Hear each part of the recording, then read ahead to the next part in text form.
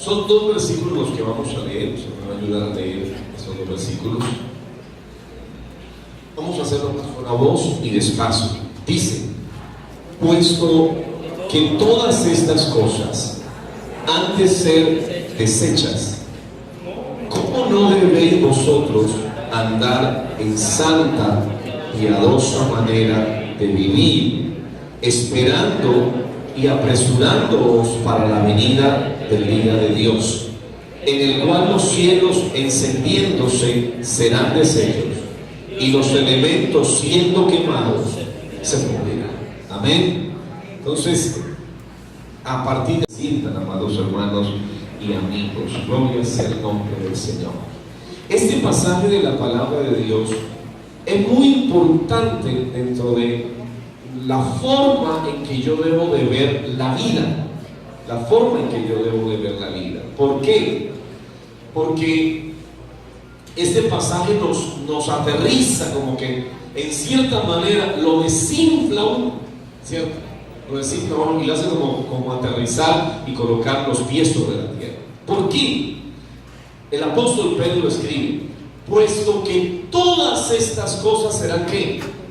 Desechas. Imagínense, en este momento en Bogotá están construyendo el edificio más grande de Colombia, ¿cierto? Y en el oriente los petroleros construyen unos edificios hermosísimos, como Dubái, Kuwait, construyen unas edificaciones lindísimas. Y el apóstol, ¿qué dice? Todas esas cosas van a ser ¿qué? Desechas. Todo el lujo, toda la gloria de la humanidad, todo cuanto los hombres un día se han luchado y se han esforzado por construir, todo un día va a ser deshecho. Oiga, ¿no le parece a usted curioso? Toda la humanidad lucha por construir, lucha por levantar, por edificar, por dejar cosas, por tener títulos, propiedades. La gente lucha por hacerse millonario, por emprender cosas en la vida materialmente, y todo su enfoque está puesto en las cosas materiales. Y la Biblia dice: un día todas las cosas materiales, absolutamente todas las cosas materiales, van a ser ¿qué? Desechas. No miremos tan allá, vamos un poquito acá. Yo le hago una pregunta: ¿qué van a hacer con los títulos académicos que nosotros tenemos 5 años después de que usted se muera? ¿En dónde van a terminar? ¿Se acuerdan ese diploma tan bonito que usted mandó a enmarcar en un cuadro muy hermoso, muy bien bonito? ¿Dónde va a terminar 5 o 10 años después de que usted se muera? En el tarro de la basura, ¿verdad? Porque ya después de que uno se muera, ¿de qué sirve el título? Y el título puede decir Magíster, PhD de la Universidad de Alemania, de Italia, de Estados Unidos, de Inglaterra, de Oxford. Pero usted se murió, yo me morí, y a los meses, a muchos, eso estará ¿dónde? En el tarro de la basura. Todo terminará allí. Y tanto que usted y yo nos matamos por el título, tanto que usted y yo nos matamos por la edificación, tanto que nos matamos a veces por cosas materiales. Y quiero que lo entiendan: no es que no debamos estudiar. Usted ve que aquí mismo invitamos a los jóvenes y tratamos de encontrar programas para que se preparen. Pero quiero que uno como que tenga bien claro los propósitos de la vida. Amén. Yo no sepa por qué es lo que realmente vale y qué es lo que realmente debo yo luchar y enfocarme en la vida. Amén. Entonces mire lo que dice: puesto que todas estas cosas han de ser ¿qué? Desechas, ¿cómo no debéis vosotros de andar en santa, piadosa y manera de vivir? O sea, el apóstol me dice a mí que normalmente la gente se esfuerza por cosas materiales, que un día esas cosas materiales van a ser desechas. Y él dice: eso va a ser desecho. Pero hay algo que no que no se va a destruir, hay algo que no se va a acabar, hay algo que no se va a terminar cuando todo eso se ha deshecho. Y dice, nosotros debemos de aprender a vivir la vida de la mejor manera, entregando nuestro mejor esfuerzo, dando nuestras mejores ideas, dando nuestro mejor talento para vivir de una manera santa y piadosa. Eso quiere decir, o sea, el mundo girará en ese camino, en ese entorno, pero la iglesia del Señor va a vivir de una manera excelente, va a vivir de una manera maravillosa. ¿Por qué? Dice, esperándonos y apresurándonos para la venida del día de Dios. Cuando Él venga, los cielos encendiéndose serán ¿qué?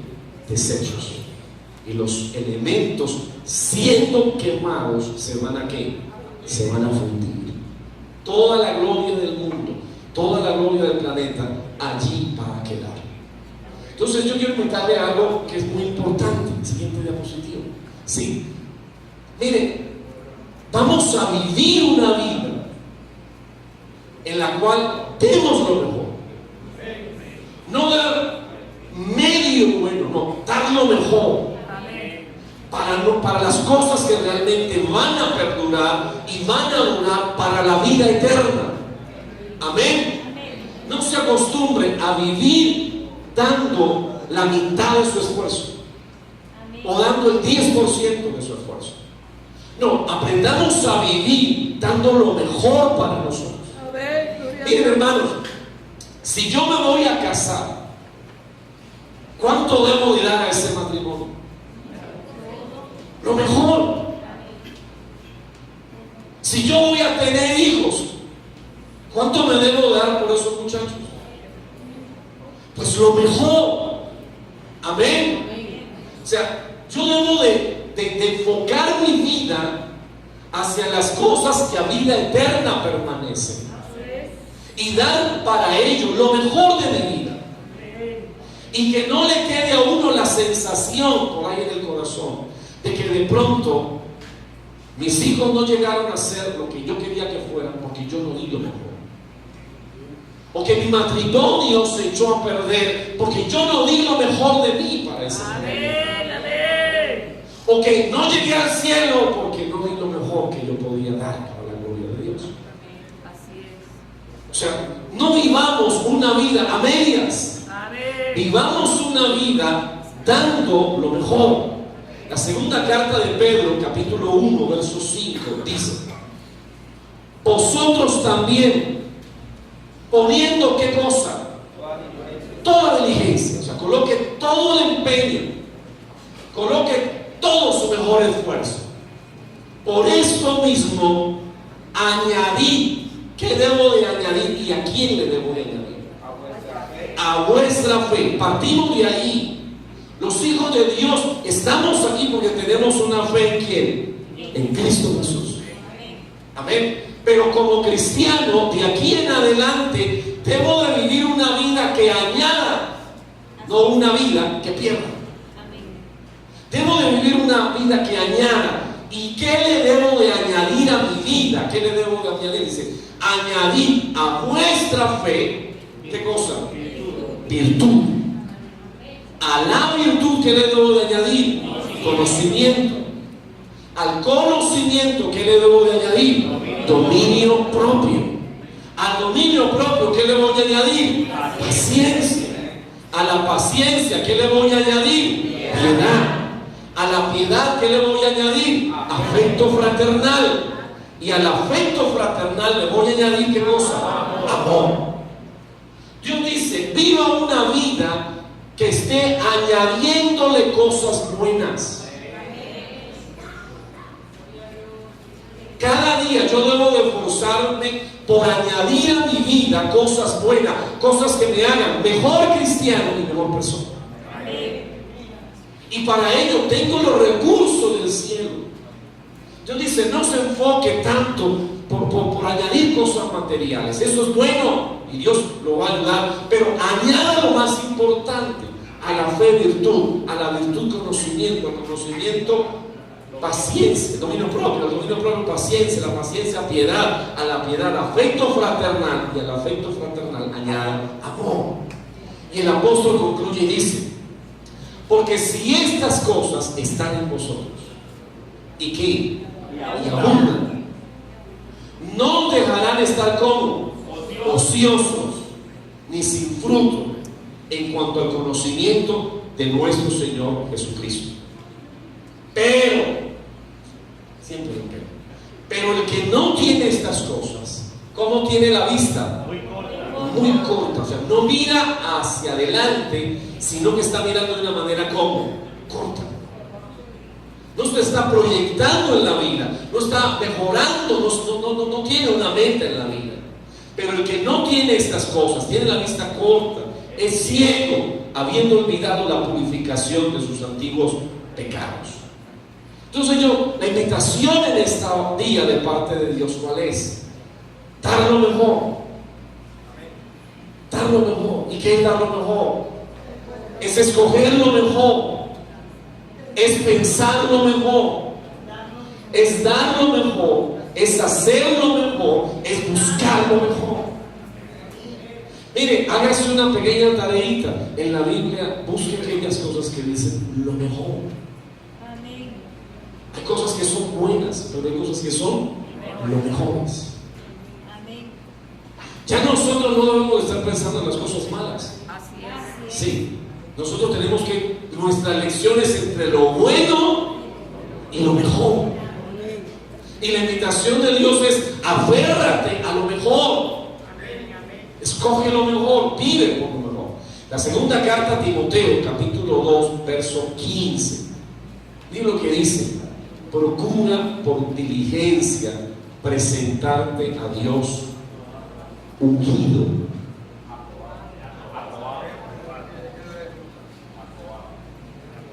¿Cómo debo de presentarme a Dios? Ungido, ¿verdad? O aprobado. ¿Se puede tener unción sin tener aprobación? ¿Puedo tener unción sin estar aprobado? ¿Podría estar aprobado sin tener unción?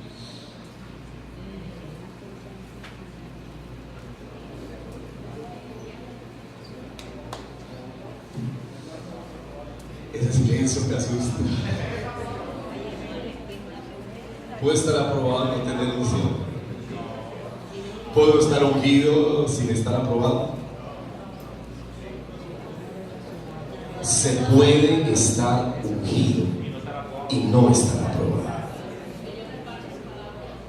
Por eso es que a veces usted ve a algunos hermanitos que de pronto aparentemente se ven muy ungidos, pero aparentemente no están aprobados. Un ejemplo sencillo: Saúl entre los profetas.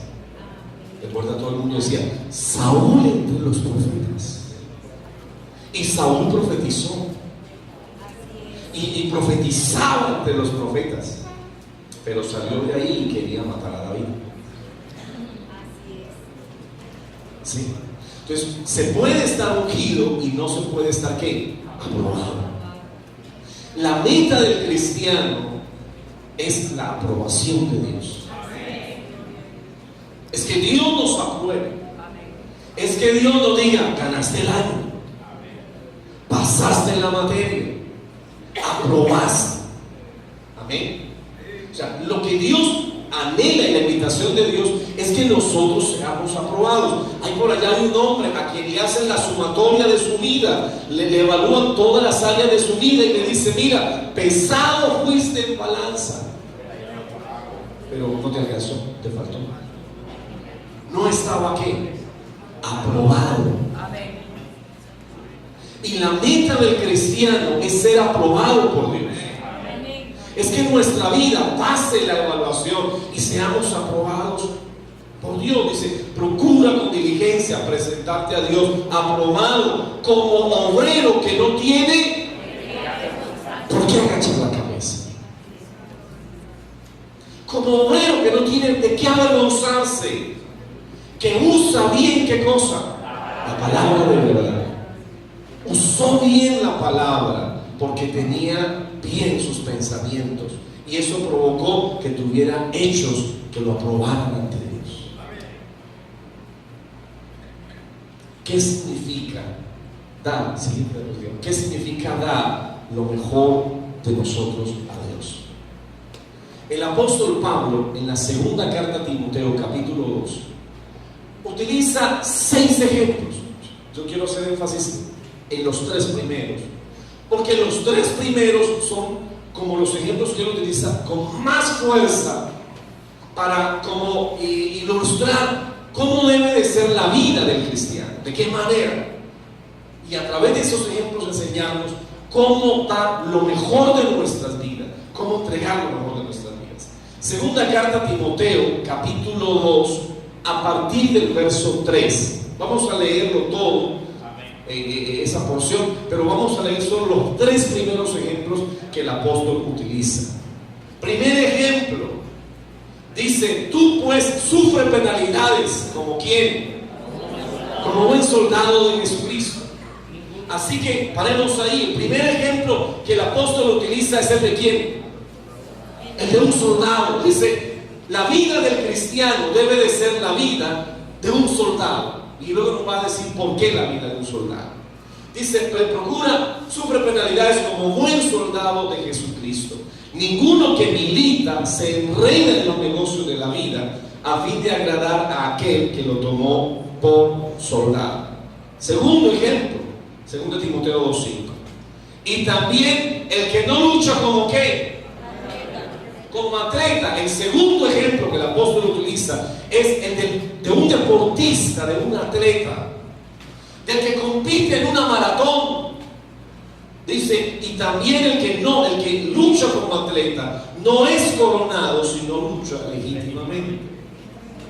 Y el tercero que él utiliza es: el labrador, para participar de los frutos, debe de ¿qué? Trabajar primero. Considero lo que te digo y el Señor te dé entendimiento en todo. Mire que él va a hacer fuerte énfasis en esas 3 imágenes. En la imagen de un soldado, en la imagen de un atleta, de un maratonista, y en la imagen de un agricultor. Y él dice: vive como viven ellos. Que la vida del cristiano sea como la vida de un soldado, de un atleta y de un agricultor. Y si vive de esa manera, tu vida será una vida victoriosa y llena de la bendición de Dios. ¿Qué tienen ellos?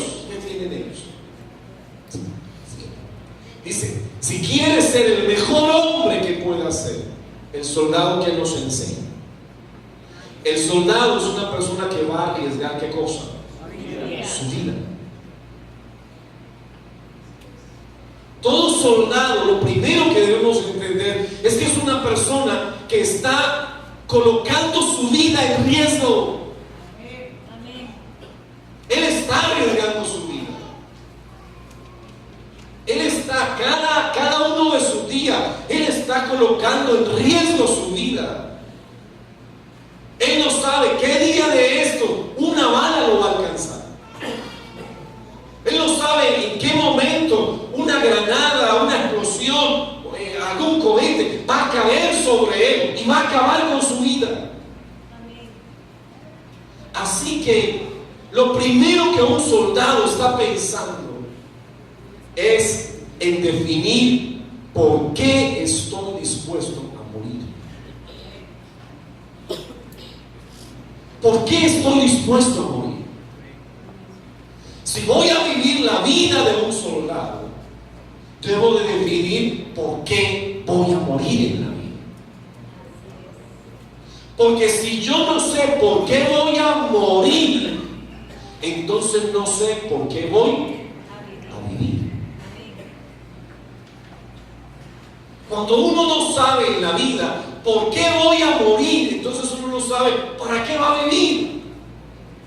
Va a vivir de cualquier manera. Va a vivir sin propósito, va a vivir sin un objetivo en la vida, va a vivir de cualquier manera. ¿Por qué unos muchachos se meten en las drogas se meten en el alcohol, en el sexo ilícito, se meten de pronto en el espectáculo del mundo, la fama, la música, las cosas de este mundo. ¿Por qué se meten en ello? Porque ellos no tienen una meta por qué morir en la vida. Ellos no saben para qué van a entregar su vida. Y si yo no sé qué vale la pena, que por lo cual yo vaya a morir, pues no tengo una ruta para saber por qué debo de vivir. Y el soldado lo tiene claro. El soldado en su corazón, él dice: yo voy a arriesgar mi vida. ¿Por qué? ¿Y qué es la patria?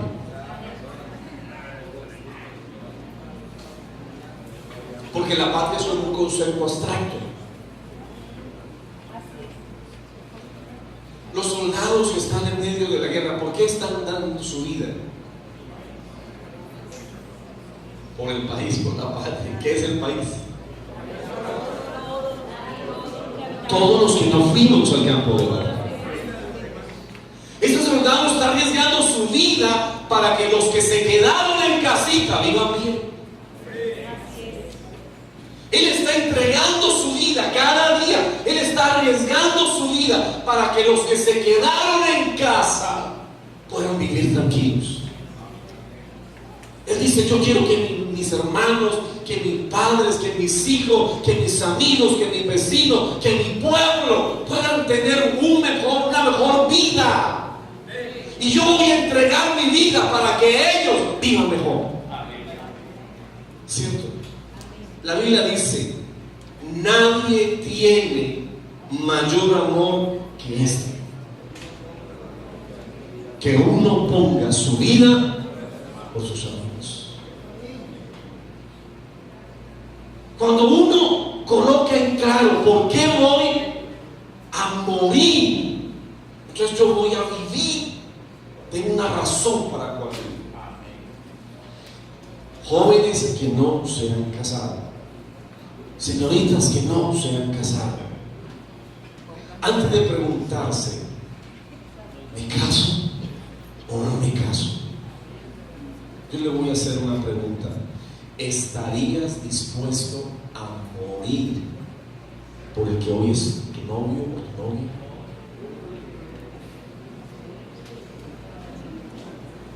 ¿Estás dispuesto a morir por esa persona? Porque si usted no está dispuesto a morir por esa novia o ese novio, mejor no se case. No se case.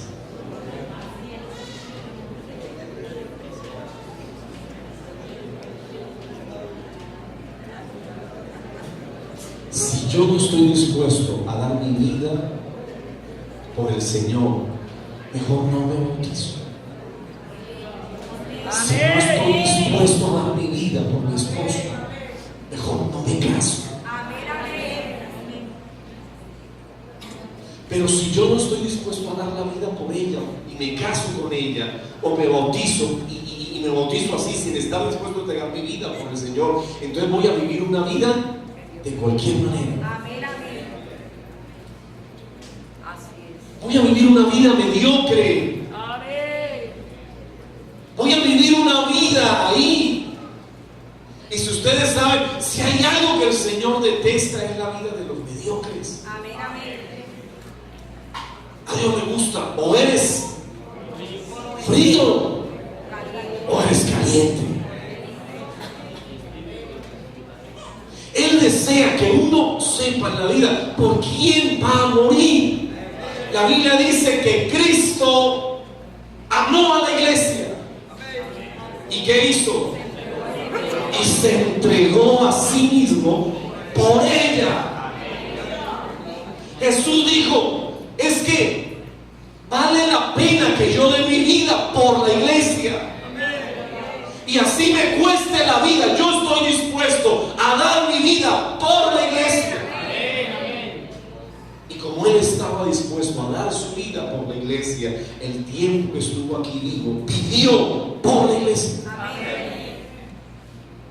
Pero si yo no sé por quién estoy dispuesto a morir, entonces viviré de cualquier manera. Amén. El amor más grande, siguiente diapositiva, es cuando alguien da su vida. El amor verdadero no es lo que se dice, sino lo que está dispuesto a sacrificar. Amén, amén. Ese es el amor verdadero. El amor más grande es el que está dispuesto a hacer el sacrificio más grande. Si yo no estoy dispuesto a dar lo mejor de mi vida, pues ¿de qué va a servir? Segundo, el soldado nos enseña a que debemos sacrificar nuestra comodidad. El apóstol escribe y dice: tú pues sufre penalidades. O sea, el soldado se va a negar a muchas cosas para que otros estén cómodos. Amén, amén. Él se va a restringir de muchas cosas para que otros puedan tener lo que él no tiene. Él sacrifica de pronto sueños de tener dinero, de tener una posición, de tener fama, de tener otras cosas. Él se sacrifica a tener que madrugar, a trotar a las 4 o 3 de la mañana, de tener que salir con sol o con lluvia o con frío. Pero él vaya, se niega a muchas comodidades para que otros estén cómodos. La Biblia dice: ¿quieren vivir una vida de honra?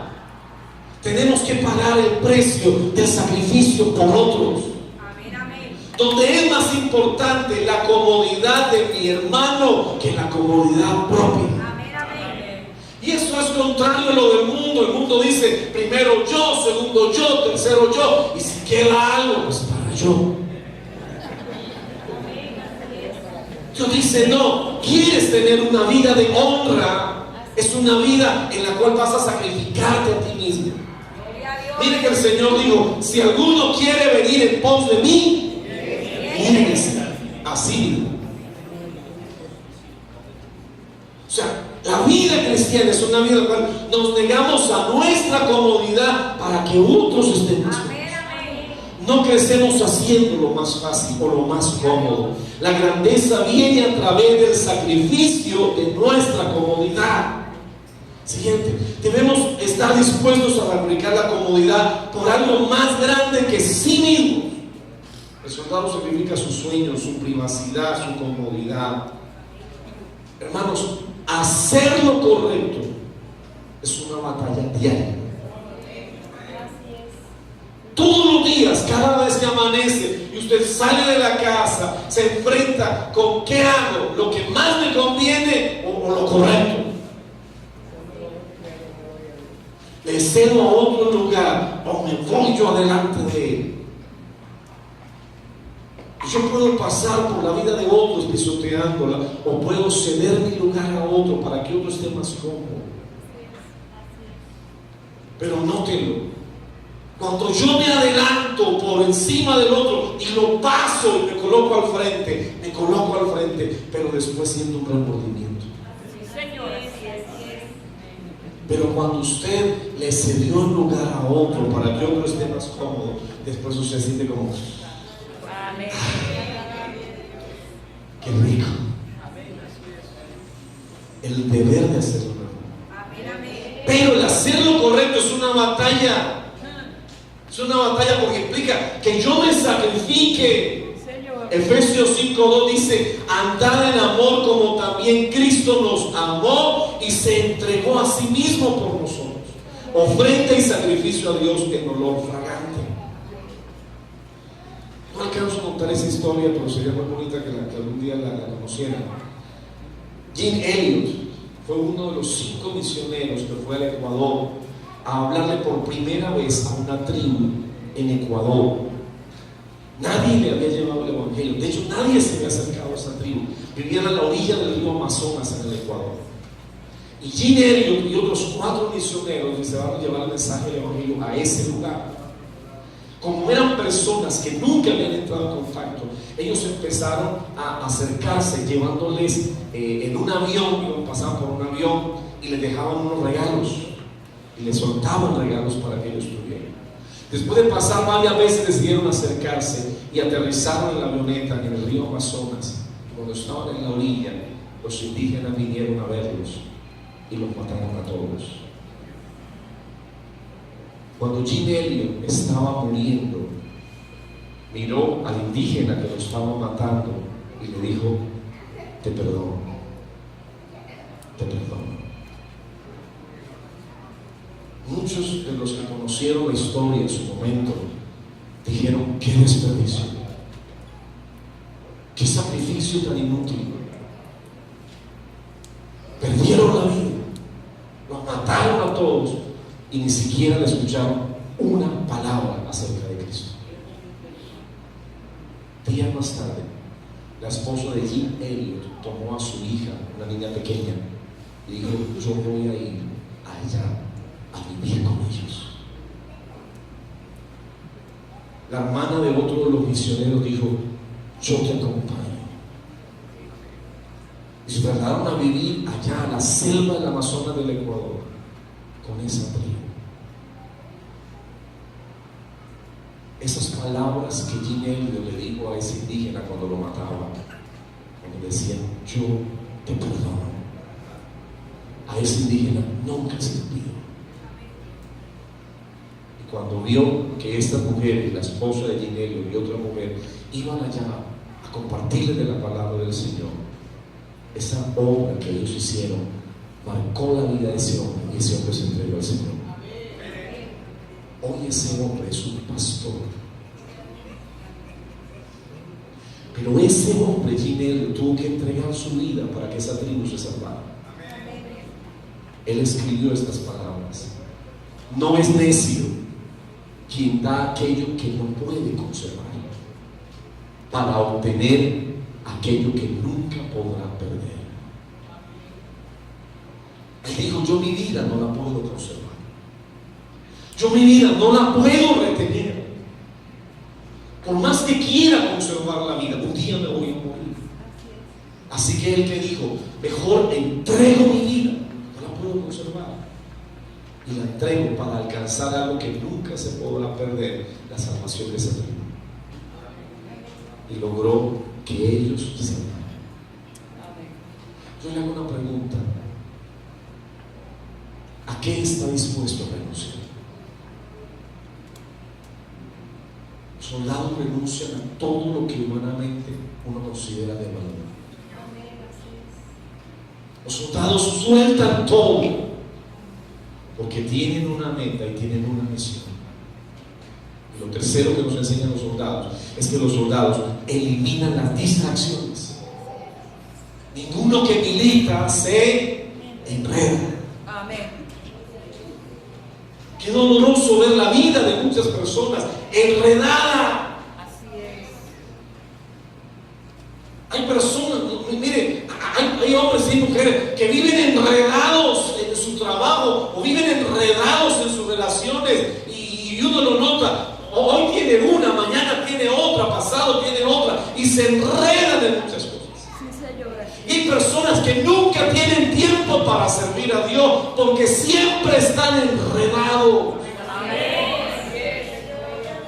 Pastores, que no puedo, tengo un compromiso. Y siempre están enredados con algo, con un negocio, con una actividad, con una situación, y no tienen tiempo para servir a Dios. No quieren sacrificar nada porque están tan enredados en las cosas de esta vida. El soldado, él se abstiene de muchas cosas, requiere disciplina, requiere concentración, requiere dedicación, y él no puede enredarse en otras cosas. Tiene una misión, tiene una meta que cumplir. Él dice: yo tengo que salvar un grupo de personas y voy a meterme en eso y no voy a saber de otra cosa, sino de eso. Las cosas que hoy te preocupan serán importantes dentro de un mes o dentro de un año.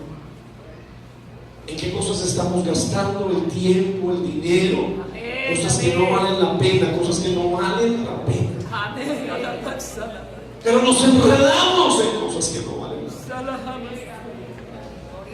Mire, el segundo ejemplo que utiliza el apóstol es un atleta. Y el ejemplo del atleta es interesante porque el atleta nos enseña, nos dice: la vida es como una maratón. ¿Y qué nos enseña ese atleta? La primera carta a los Corintios, capítulo 9, verso 24 dice: ¿no sabéis que los que corren en el estadio, todos a la verdad corren, pero uno solo se lleva el premio? Y dice el apóstol: corred de tal manera que obtengáis el premio. Mire, aquí que nos está diciendo el Señor: vivamos la vida de un campeón, vivamos la vida de alguien que tiene como meta ganar.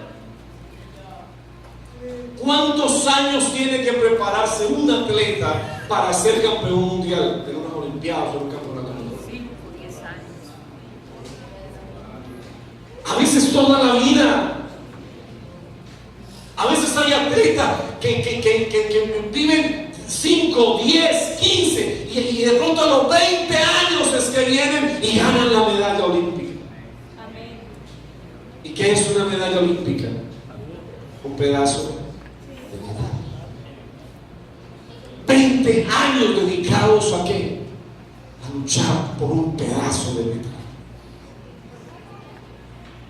¿Se imagina eso? Pablo compara eso y dice: y eso que ahora es un pedazo de metal, en la antigüedad, en la época del apóstol Pablo, ¿sabe qué le entregaban al ganador? Una guirnalda de flores, una coronita de flores.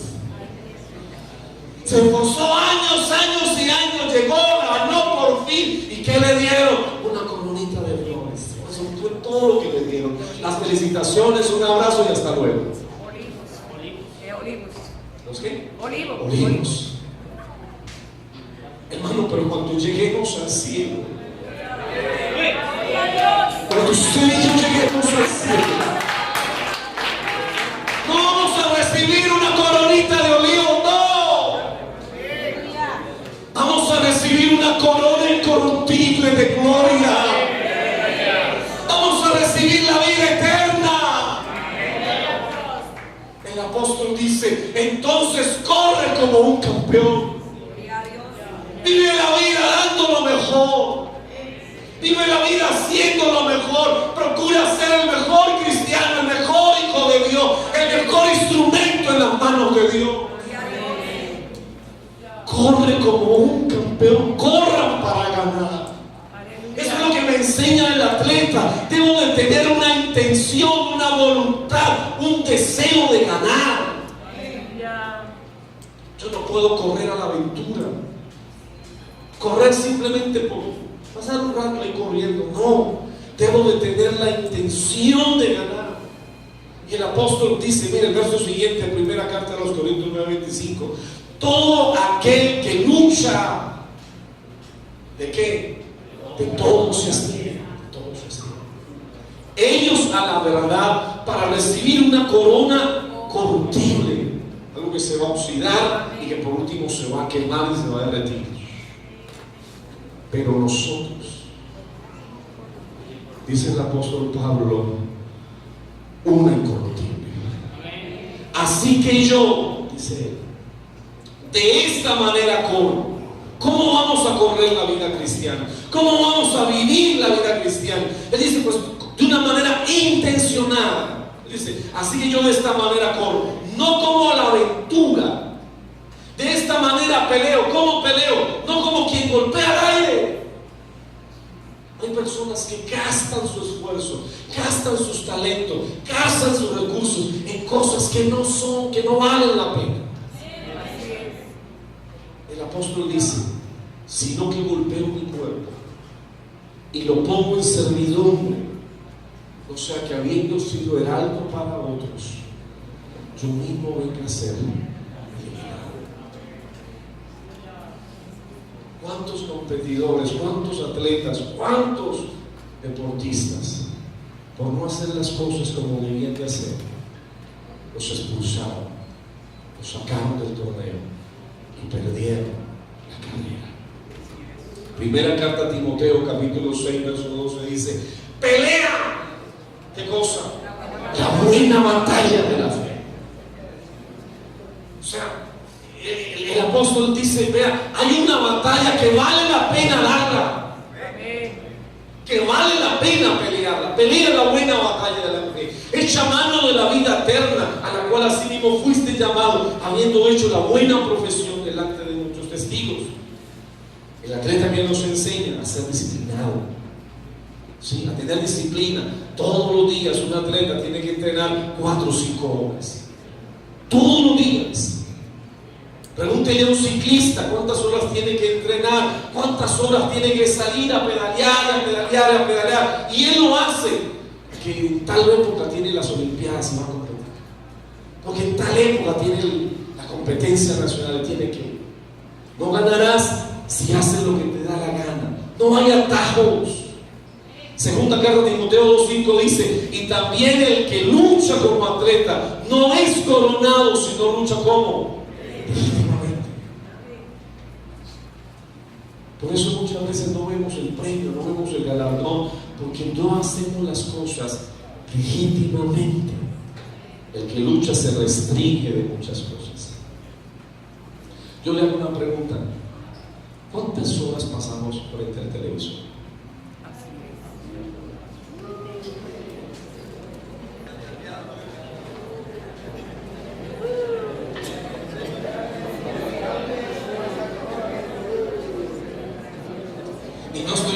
No vaya a pensar que el pastor ya va a condenar el televisor, no sé. Nada. Pero hagamos cuentas. Si una persona, no mucho, vea 2 horas y 40, 2 horas 40 minutos al día de televisión. Ahora el celular, el internet. Pero póngale que no gaste mucho, 2 horitas 40 al día de televisión. En el año está gastando 1000 horas al año. 1000 horas. ¿Cuántos días son? Y si pasa 65 días al año, 65 días, 65 años, todos los días viendo 2 horas 40 minutos, habrá gastado 9 años de su vida sentado frente a una pantalla de televisión. Imagínese usted gastar 9 años de su vida ahí.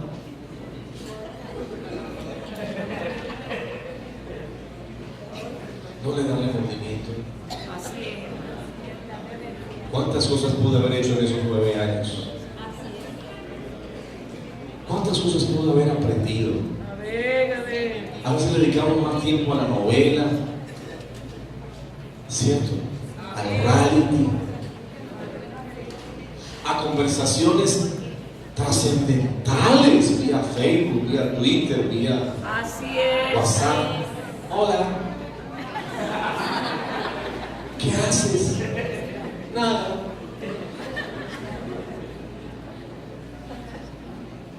Es trascendental, valdrá la pena gastar tanto tiempo en eso. Y tercero, el atleta nos enseña a enfocarnos en algo, en la recompensa. El atleta lucha ¿por qué? Por una corona. El atleta lucha ¿por qué? Por un galardón. Él dice: es que yo quiero la corona. Yo no quiero ni el segundo, ni el tercero, ni el cuarto. Quiero la corona. Quiero ganar el premio. Quiero llegar al cielo. Y ganar la corona. Yo le hago una pregunta: ¿se imagina lo que debe de ser uno sentir que llega al cielo y el día del tribunal de Cristo el Señor empieza a llamar: Pedro Pérez, la corona;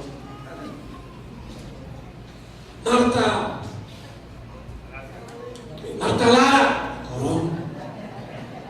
Y comienza el Señor a llamar y a dar galardones aquí, galardones allá, y van llamando a todos, y uno queda ahí sentadito, y todos van pasando, van caminando, reciben su premio, se quedan allá para la foto, y yo me quedo abajo. Y llamaron a todos y no me llamaron a mí. Está bien, me salvé. Como por fuera fuego, dice la Biblia. Amén. Me saldrá raspado, dice la Biblia. Sí. Pero usted mirando a los demás, que todos reciben su corona, su galardón, y yo no recibí nada. ¿No le ha pasado el día? A mí me pasó una vez en el colegio, como en cuarto de primaria. Me dijeron, vas a recibir una medalla, me dijo la profesora. Y el día de la graduación llamaron a todo el mundo y yo me quedé esperando y no me llamaron. ¿Sabe la desilusión que uno siente? ¿Cómo me sentí yo ese día? No me llamaron, no me dieron nada, no me entregaron nada. Me sentí muy mal. Mire lo que dice la Biblia en Hebreos 12, verso 2. Puestos los ojos en quién, Jesús, el autor y consumador de nuestra fe. ¿Cómo hizo Él para ganar? ¿Cómo hizo Él para triunfar? Dice la Biblia, el cual por el gozo puesto delante de sí. Él tenía puesta la mirada en el galardón, en la meta. Dice, por el gozo puesto delante de sí, sufrió la cruz, menospreció el oprobio y se sentó a la diestra de Dios. Pero llegaron y no recibí la recompensa. Será un gran dolor. Avancemos a la siguiente cosa. El agricultor, ¿qué nos enseña el agricultor? Si hay algo que nos enseña el agricultor, es a vivir una vida generosa, a vivir una vida de abundancia, a vivir una vida próspera.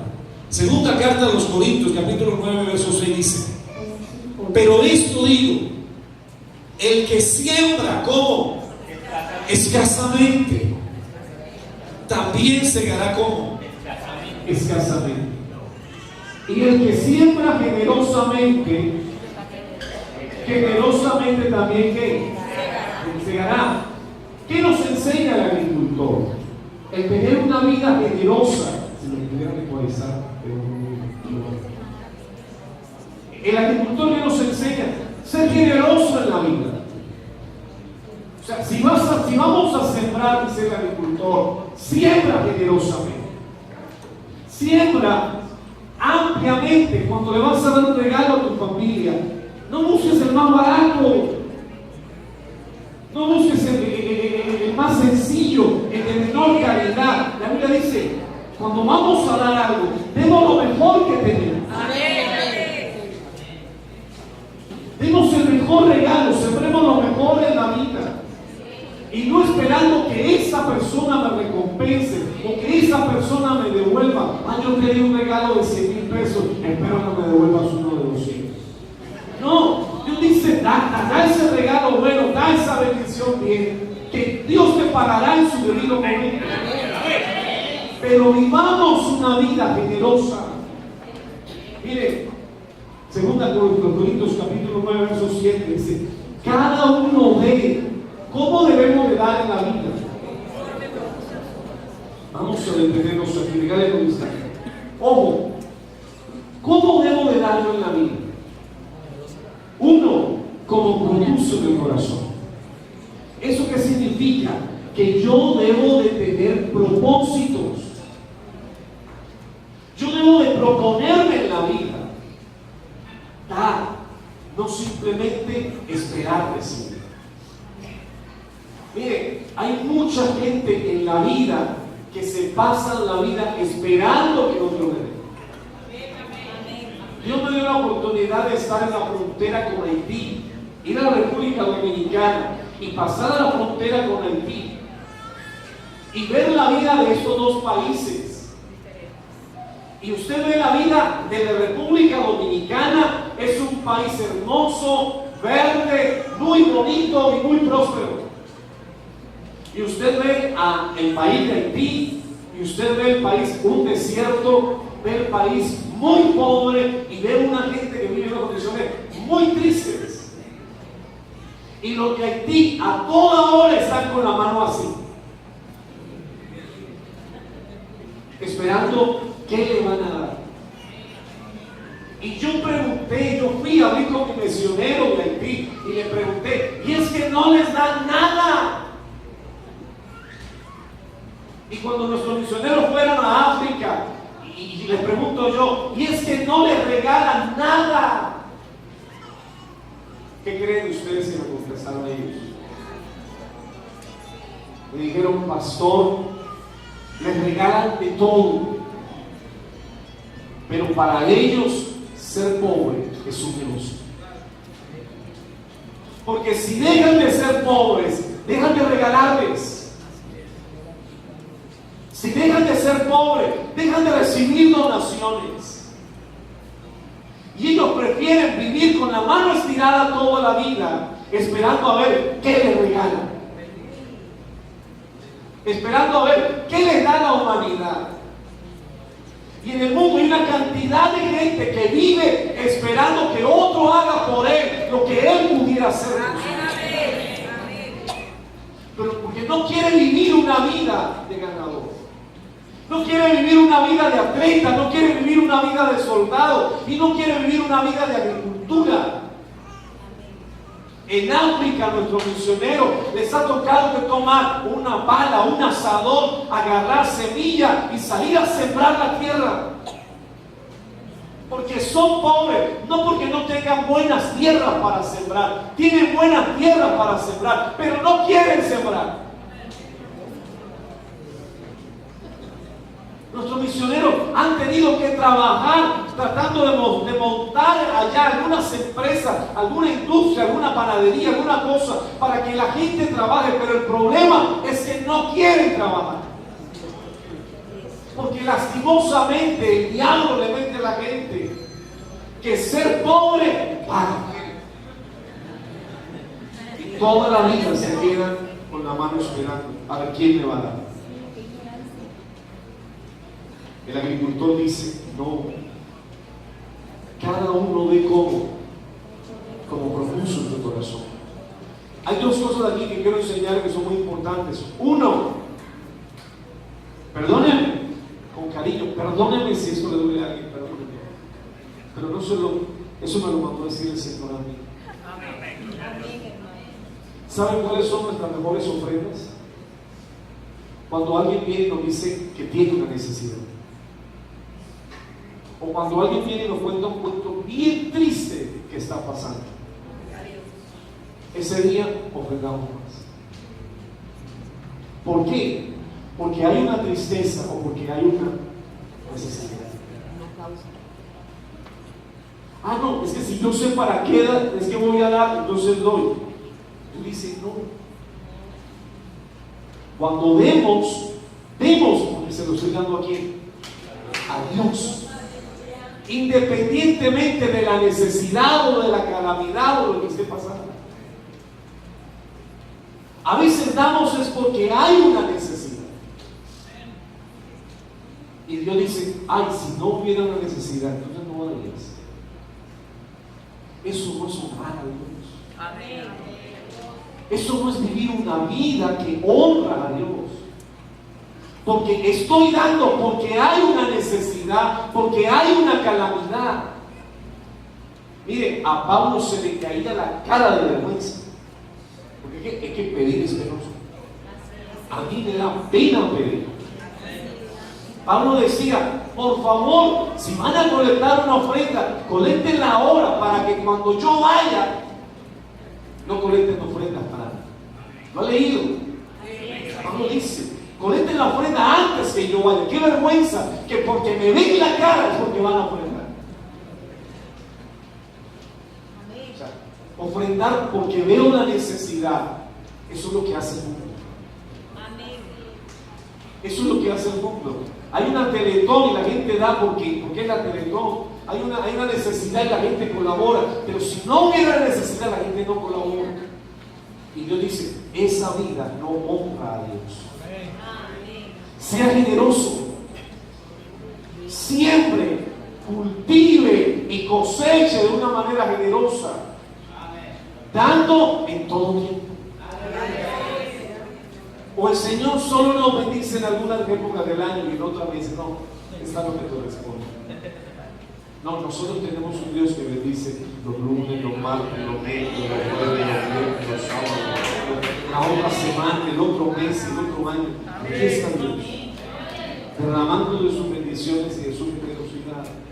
Segunda carta de los Corintios 9:8 dice: y poderoso es Dios para hacer que abunde en vosotros toda gracia, a fin de que teniendo siempre en todas las cosas todo lo suficiente, abundéis para toda buena obra.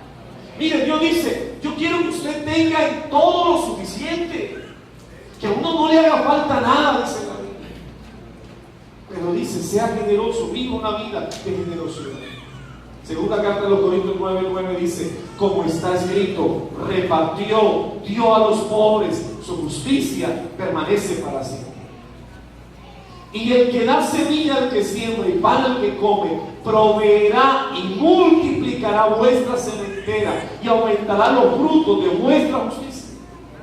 Mire, Dios dice: yo te voy a multiplicar, yo te voy a proveer, yo te voy a aumentar los frutos de vuestra justicia. El verso 11 dice: para que estéis enriquecidos en todo, para toda liberalidad, la cual produce por medio de nosotros acción de gracias a Dios. O sea, Dios quiere que uno aprenda a ser generoso en la vida, a vivir una vida generosa. El alma generosa, que dice la Biblia, será próspera. Así dice Dios. Dios honra de una manera especial a los que lo honran. Miren, hermanos, vamos a dejar aquí, pero quiero terminar con eso. El soldado efectivo salva vidas.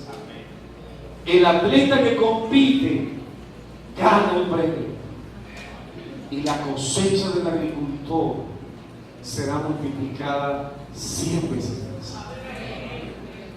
Esos tres ejemplos: vivir una vida como si fuera un soldado, vivir una vida como si fuera un atleta, y vivir una vida como si fuera un agricultor. Y Dios dice: si vives esa vida, vivirás una vida de honra y de honor. Y Dios te va a honrar y te va a bendecir de una manera especial. Voy a invitarles que estemos en pie, vamos a orar en esta manera. Qué lindo ha sido tener este ciclo de enseñanzas acerca del nombre de honor, de vivir una vida que honre a Dios, de vivir una vida que alabe a Dios. Yo le hago una pregunta: si esta mañana el Señor se acercara a uno de ustedes y le dijera: sígueme, sígueme, ¿estarían dispuestos, como dice la Biblia, y dejándolo todo? Así. ¿Sí me escucharon todos? ¿Los de atrás me escucharon? Lo voy a repetir para que me escuchen. Si esta mañana el Señor se acercara a su vida y le dijera: sígueme,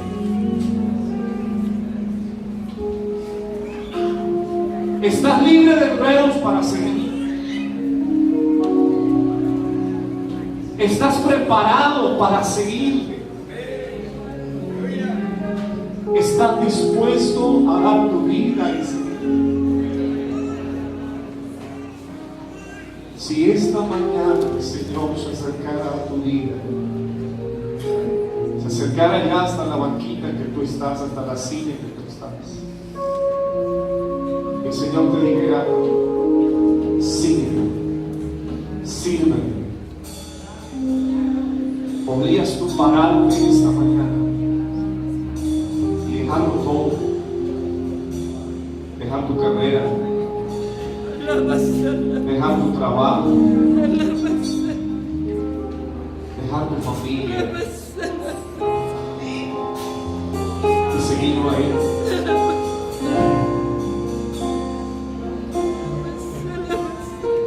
Yo te voy a ser sincero.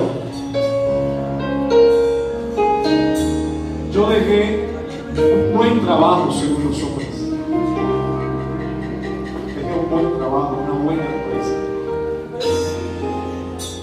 Llevaba 8 semestres de mi segunda carrera en ingeniería industrial. Llevaba 8 semestres. Y un día Dios me dijo, sigue. Y muchos me dijeron, estás loco. ¿Cómo vas a dejar tu carrera? ¿Cómo vas a dejar tu trabajo? ¿Cómo vas a dejar toda tu vida? Y me fui a pastorear 4 creyentes en una montaña. No era ciudad, no era una zona urbanizada, no era monte.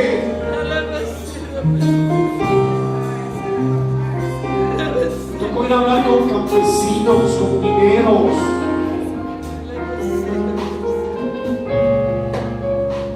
¿Tú crees?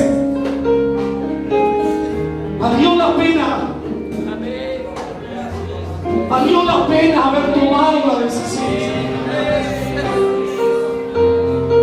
Años más tarde Dios me dijo, deja tu país, deja tu familia y vete a otro país que no conoces, a otra gente que no sabes quiénes son, no sabes cómo viven. ¿Cuánto estaría dispuesto a dejar eso? ¿Qué clase de vida vas a vivir de aquí en adelante para Dios? ¿Vas a seguir viviendo la vida de cualquier manera? ¿Vas a salir esta mañana por esa puerta a seguir viviendo tu vida de cualquier manera? O cuando salgas esta mañana por esa puerta, vas a decir, tengo que vivir una vida que honre a Dios. Tengo que vivir una vida que valga la pena vivirla.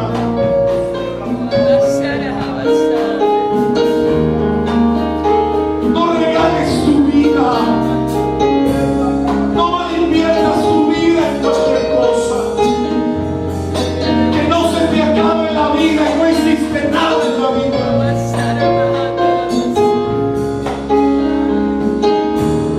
Si esta mañana Dios te dice, está dispuesto a honrarme con tu vida de hoy en adelante. Si tú dices sí, ahí haz un compromiso con Dios. Si voy a vivir una vida de honor, voy a vivir una vida que honre a Dios. Este mundo un día se va a quemar, se va a acabar, se va a destruir. Pero el reino de los cielos jamás se va a destruir.